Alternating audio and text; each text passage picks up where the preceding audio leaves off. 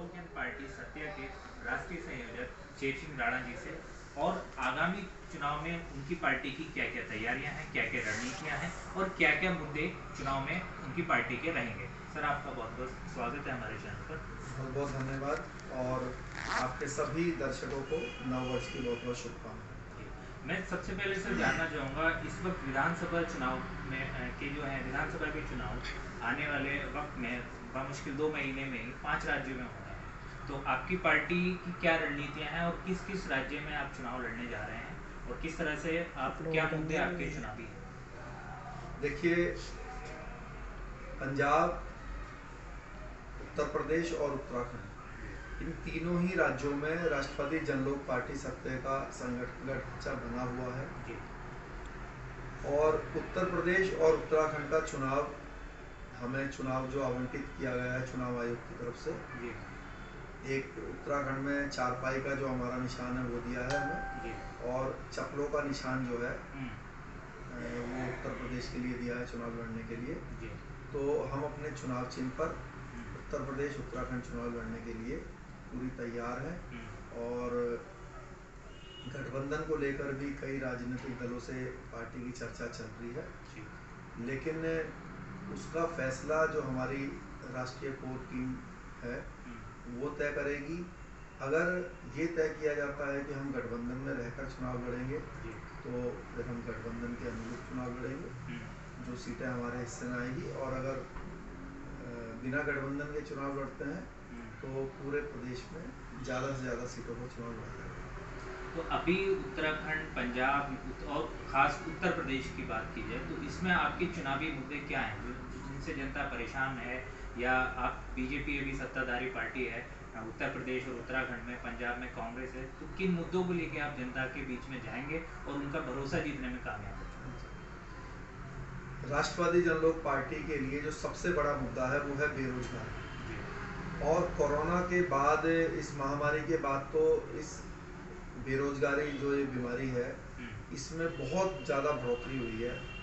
आज प्रदेश का, देश का जो नौजवान है वो बेरोजगारी से इतना त्रस्त है कि भारी संख्या में बच्चे बेरोजगारी के कारण आत्महत्या तक जो है ऐसा कदम भी उठाने के लिए मजबूर हो रहे हैं। तो हमने करीब 1 साल से भी ज़्यादा समय हो गया है, हमने बड़े स्तर पे बेरोजगारी मुद्दे को लेकर अभियान चलाया हुआ है उत्तर प्रदेश और उत्तराखंड में।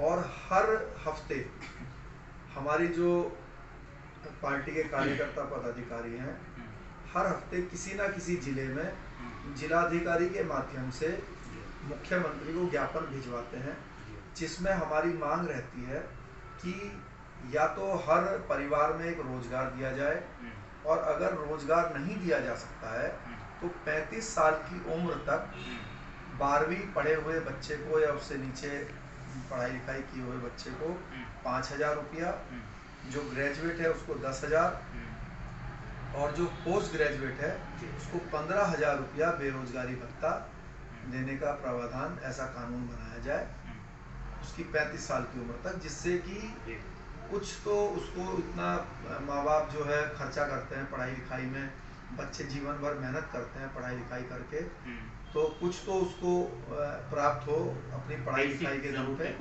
हाँ, और परिवार का भी लालन पालन हो सके।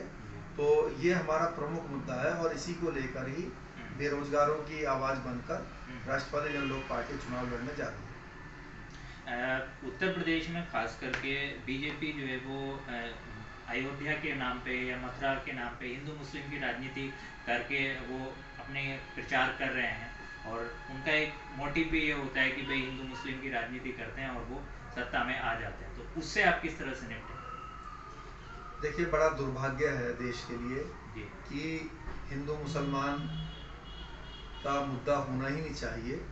मुद्दे होने चाहिए कि क्या विकास हुआ देश ने या प्रदेश ने, कितनी तरक्की की। लेकिन भारतीय जनता पार्टी जैसे जो राजनीतिक दल हैं जो देश में और प्रदेश में द्वेष भावना फैलाकर जो है इस तरह की चीज़ों को लाते हैं चुनाव में, ये दुर्भाग्यपूर्ण है।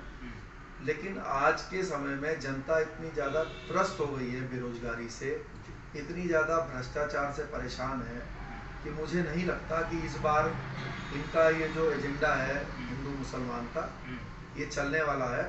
और भारतीय जनता पार्टी की इतनी हैसियत नहीं है कि इस देश से सारे मुसलमानों को बाहर निकाल दे। अगर इतना दम है तो फिर ऐसा कानून लेकर आए, लेकिन सिर्फ राजनीतिक रूप से वोट बैंक बनाने के लिए वो ऐसे उल्टे सीधे बयानबाजी करते हैं। और उन्होंने कई जो राजनीतिक दल जो उनकी बी टीम की तरह काम करते हैं, जिसमें ओवैसी साहब भी हैं, जिसमें और भी राजनीतिक दल हैं, उनका नाम लेना मैं उचित नहीं समझता हूँ, तो वो भी उनके बी टीम की तरह काम करते हैं। तो ये ऐसे ही है कि जानबूझकर वातावरण को खराब करने के लिए पहले कोई बयान जो है बीजेपी की तरफ से दिया जाता है, उसके प्रवक्ता देते हैं, फिर ओवैसी साहब उसका विरोध करते हैं और हिंदू मुसलमान की तरफ जो है एजेंडे की तरफ चुनाव को ले जाने का प्रयास करते हैं। लेकिन हमारा राजनीतिक दल मुद्दों पे आधारित कार्य करता है और हमारा मकसद है कि समाज से बेरोजगारी दूर हो। और एक और भी, क्योंकि ये भी एक दुर्भाग्य ही है कि हमारे देश में कोई भी जब योजना बनती है, कोई नौकरियां जब मिलती हैं, तो वो जाति के आधार पर दी जाती हैं। तो अभी तक ऐसा कोई भी राजनीतिक दल हमारे देश में नहीं है जो स्वर्णों की आवाज उठाए। तो राष्ट्रवादी जनलोक पार्टी सत्य ये वादा करती है, ना ही किसी जाति धर्म के अधिकार को छीनेंगे और ना ही किसी को स्वर्णों का अधिकार छीनने देंगे। तो इस सिद्धांत पर हम लोग काम कर रहे हैं और बेरोजगारी भत्ता भी देंगे। तो मुझे विश्वास है जनता जिस भारी संख्या में हमारे ऊपर विश्वास जता रही है, हमारे बिना किसी की भी सरकार उत्तर प्रदेश और उत्तराखंड में हमारे बिना सहयोग के नहीं बनेगी। एक आखिरी सवाल मैं आपसे ये पूछना चाहूँगा कि आजकल एक जो धर्म संसद से अराजक मैसेज आ रहे हैं, जो साधु संत हैं जिनको एक शांति का प्रतीक माना जाता है, और वो लोग इस तरह के बयानबाजी कर रहे हैं कि नरसंहार और इस तरह की, जिससे कि खासकर मुसलमानों में, माइनॉरिटीज़ में एक नेगेटिव मैसेज जा रहा है, तो उस पर आपकी क्या प्रतिक्रिया है? देखिए, ये भी बहुत बड़ा दुर्भाग्य है कि जिसका जो काम है उसको वह काम करना चाहिए। अपने विचार रखने के लिए सभी लोग स्वतंत्र हैं, लेकिन वो विचार ऐसे नहीं होने चाहिए कि उससे किसी के प्रति दुर्भावना आए या देश का माहौल खराब हो। अभी जिन व्यक्ति विशेष के आपने बात करी, उनको अपना जो बयान है वो मर्यादा में रहकर देना चाहिए। उनको अपने विचार हो सकते हैं, उसके लिए लोकतंत्र है, सब लोग स्वतंत्र हैं। जो महात्मा गांधी जी हैं, सब जानते हैं कि भाई वो देश की आज़ादी के सबसे सूत्रधार हैं, सबसे मतलब उच्च श्रेणी में उनकी गिनती आती है। और दूसरे लोगों का भी उस समय बहुत महत्वपूर्ण योगदान है। सभी लोगों के अलग अलग व्यक्तित्व जो है आदर्श हो सकते हैं, लेकिन अपने आदर्श के लिए किसी के दूसरे आदर्श को गाली देना, उसके साथ खराब हरकत करना, इससे आप अपना चरित्र दिखाते हैं और इससे आप हंसी के पात्र बनाते हैं अपने देश को खुद ब खुद। एक तरफ जहां गांधी जी की प्रतिमा विश्व में सभी जगह पर लगी हुई है, तो या तो जो है इस पर जो है अगर कोई प्रॉब्लम है किसी को गांधी जी से, तो इस पर जो है एक बड़े स्तर पे चर्चा होनी चाहिए, लेकिन कोई बदतमीजी या गाली गलौज के साथ नहीं होनी चाहिए। चर्चा करने का अधिकार है। और हम तो चाहते हैं कि कई लोग ऐसे पीछे छूट गए जो आज़ादी के अंदर बड़े महत्वपूर्ण व्यक्तित्व हैं आज़ादी की लड़ाई में, लेकिन उनको वो सम्मान नहीं मिला। उसमें सुभाष चंद्र बोस जी भी हैं और भी कई व्यक्तित्व हैं, तो उनको भी उचित स्थान मिले, लेकिन वह ऐसा नहीं होना चाहिए कि उसके लिए जो है गांधी जी को गाली देने की जरूरत पड़े। ये एक गलत परंपरा है, इसका राष्ट्रवादी जनलोक पार्टी सत्य विरोध करती है।